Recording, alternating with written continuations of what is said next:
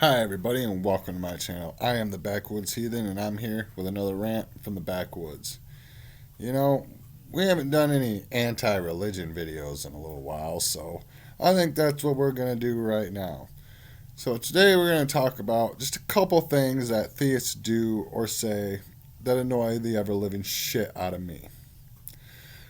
Now, one of these things, and I've had theists of several different denominations, everything from Muslim to Christian to Jewish to whatever, ask me this question: why do you try to disprove God?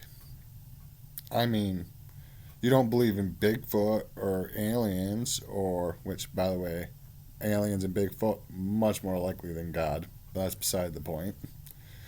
Why would you not try to disprove fairies or leprechauns or trolls? I mean, if you believe it's imaginary, why do you care so much? Well, I'm going to explain it to you, you fucking moron. Because nobody's trying to go out there and saying that I have to follow the holy book of trolls or the holy book of Bigfoot. Nobody is out there trying to make me live my life or my children live their lives or anybody else try to live their lives based upon those things.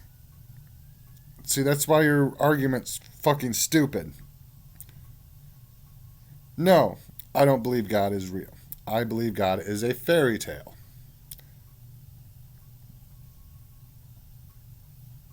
That's all there is to it.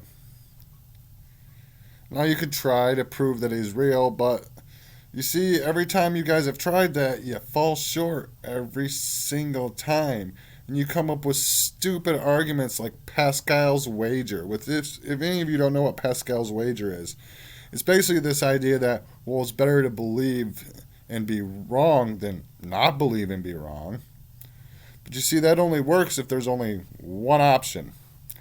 And what people who use this argument fail to realize is that there have been literally thousands, if not hundreds of thousands of gods that have been worshipped throughout history. How do you know one of them wasn't right? You see? Same argument, it's still stupid.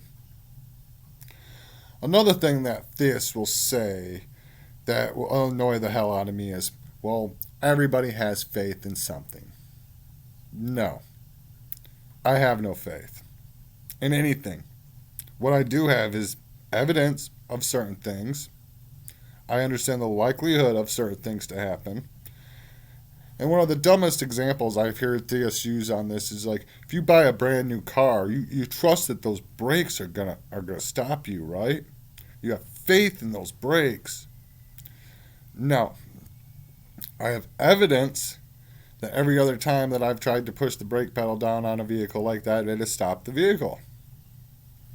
So therefore, I assume it's going to do that this time. Doesn't mean it's going to. Fuck no. Brakes could fail. I could go into a tree.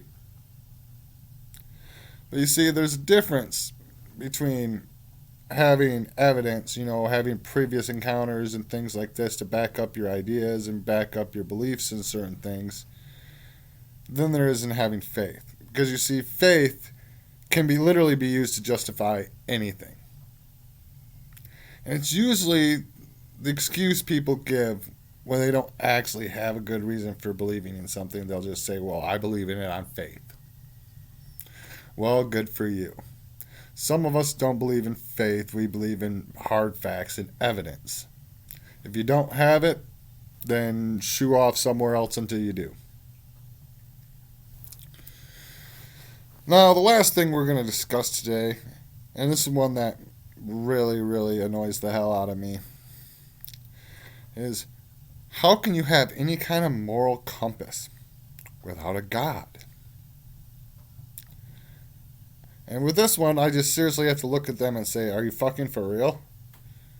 Have you read the Bible? Because it's usually Christians who say that one to me.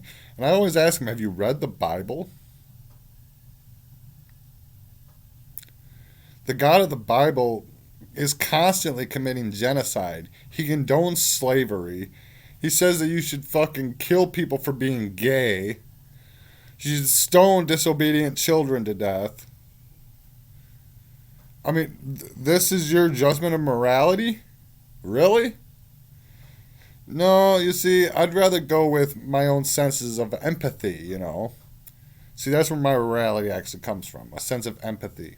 I can put myself in other people's shoes and I can try to understand what it would feel like if something like that happened to me.